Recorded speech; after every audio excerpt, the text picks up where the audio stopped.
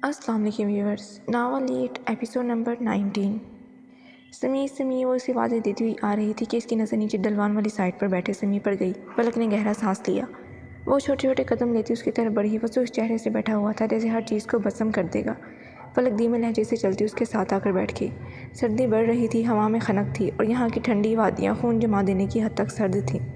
वो अनजान नहीं था इसके आ जाने से, लेकिन अनजान बन रहा था। गुस्सा जो था इसकी तरफ देखा, जो लब आपस में बेबस किए सामने देख रहा था, माथे पर बल थे। वो अभी वो कुछ बोलने ही लगी थी कि समी ने बिना उसकी तरफ पलटे और ना ही देखे उंगली उसके होंठों पर रख दी। पलक वहीं पर जामिद हो गई। इसकी सख्त उंगली से उसे अपनी लबों पर महसूस हो रही थी, जो इसका गुस्सा जाहिर कर रही थी। इसका जुनून था जो बर्दाश्त नहीं कर पा रहा था। इतनी सर्द मौसम में उसे सुकून नहीं दे रहा था। अंदर लगी आग मज़ीद सुलग रही थी।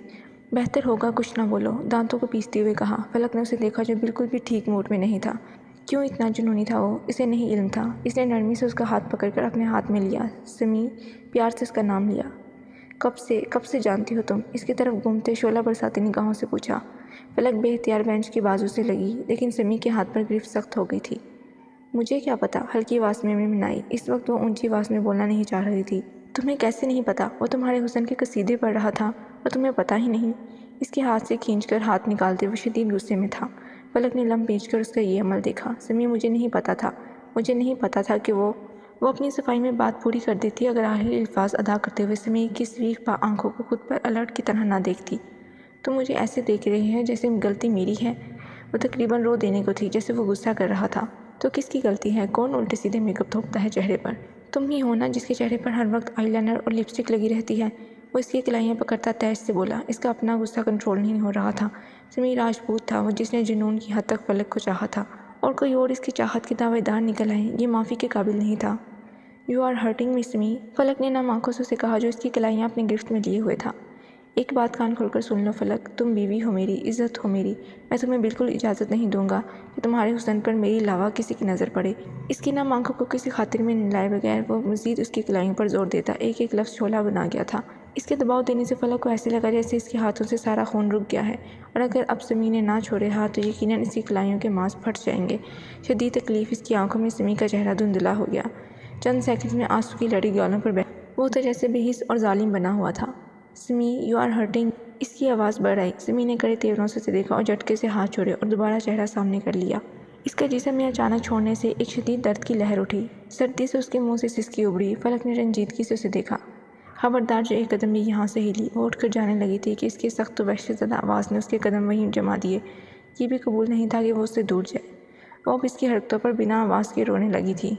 उसकी हालत इतनी जुनूनी हो गई थी कि वो मुसलसल अपना घुटना हिला रहा था। जबड़ा बिंचा हुआ था, मुठ्ठियाँ बंद थीं।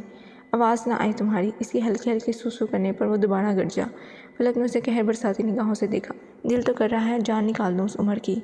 आंखों में तपिश लिए वो दांत कचकचाते बोला, तुम ऐसा करो, मुझे मार डालो, कोई फिर फलक राजपूत को नहीं देखेगा। सबको इल्म हो जाएगा कि मैं खैर से तुम्हारी मनकूहा थी। जल बुनकर वो भी समी की टोन में बोली। समी ने गर्दन मोड़कर उसकी तरफ गुस्से से देखा। हाँ, क्या देख रही हो ऐसे? सही कह रही मैं। तुम्हें तो इतना भी एहसास नहीं है कि तुमने मुझे कितनी तकलीफ़ दी अभी, और जो तकलीफ़ नहीं महसूस कर रहा उसे कोई हक़ नहीं पहुंचता कि अपनी मोहब्बत जताए या अपनी मोहब्बत पर हक़ रखे। इसकी तरफ तीखे चितौनों से देखते हुए वो रोते हुए बोली। इसका बोलना भी सही था कि समी ने बेतासुर निगाहों से उसे देखा, जो सुर्ख चेहरे से रो रही थी। इसकी नज़र कलाइयों पर गई जहाँ सुर्ख निशान थे। एक पल में समी का गुस्सा गायब हुआ था। माथे पर शिकने मदम हुई थी। खुद को नॉर्मल करने के अंदाज में सर हाथों में गिरा लिया। वो ऐसे ही था, अपने जुनून के आगे बेबस, बेहिस। इसका जो था वो उसी का था।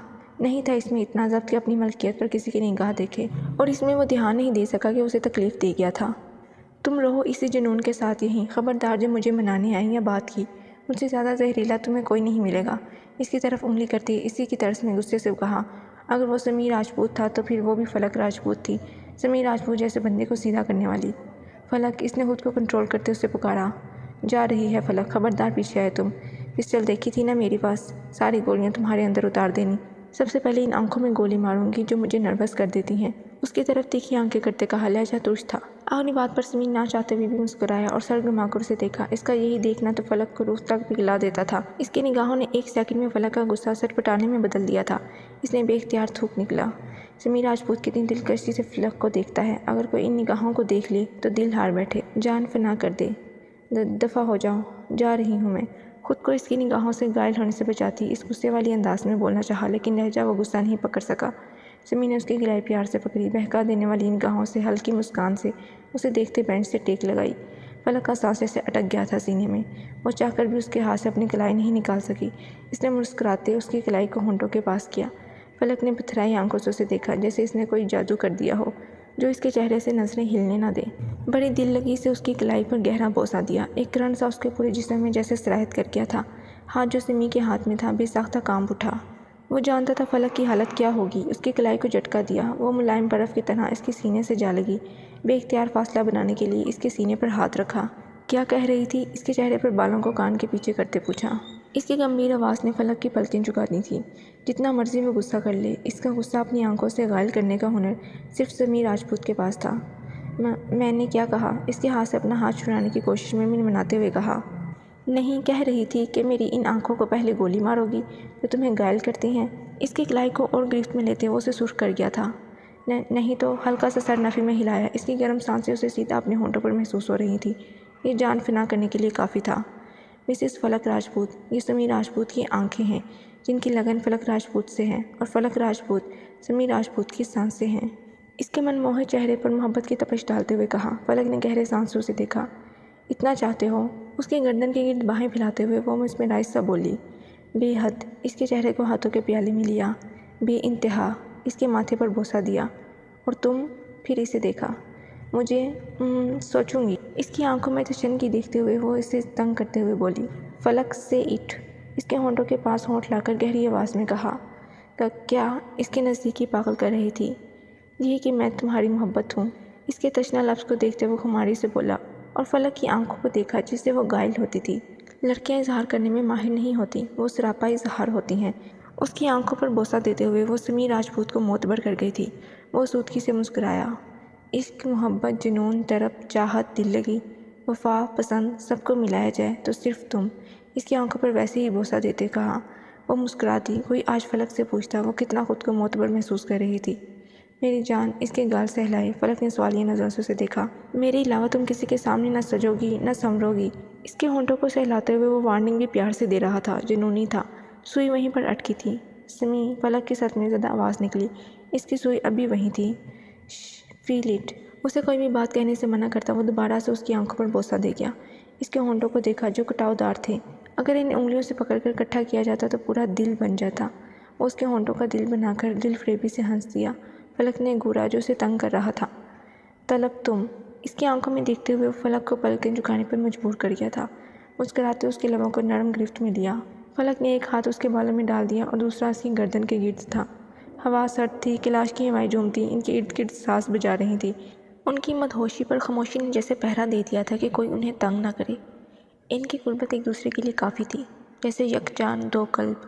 سمی راجپوت جانتا تھا کہ فلک راجپوت کس طرح ہینڈل ہوتی ہے۔ وقت تشنگی سے بڑی نگاہیں اس پر گاڑ دی جائیں تو وہ الفت کے سمندر میں خود کو بہنے کے لیے چھوڑ دے گی۔ وہ اتنا چاہتی تھی سمی کو۔ اگر سمی کو بہکانا ہو تو فقط اس کے قریب ہونا ہی سمی کو دل فریب کر دیتا تھا۔ جھکی جھکی سی نظر، بے قرار ہے کہ نہیں؟ دبا دبا سا سہی، دل میں پیار ہے کہ نہیں؟ تو اپنے دل کی جواں دھڑکنوں کو گن کے بتا، میری طرح تیرے دل بھی بے قرار ہے کہ نہیں؟ وہ پل کہ جس میں محبت جوان ہوتی ہے، اس ایک پل کا تجھے انتظار ہے کہ نہیں؟ تیری امید پہ ٹھکرا رہا ہوں دنیا کو، تجھے بھی اپنے پہ اعتبار ہے کہ نہیں؟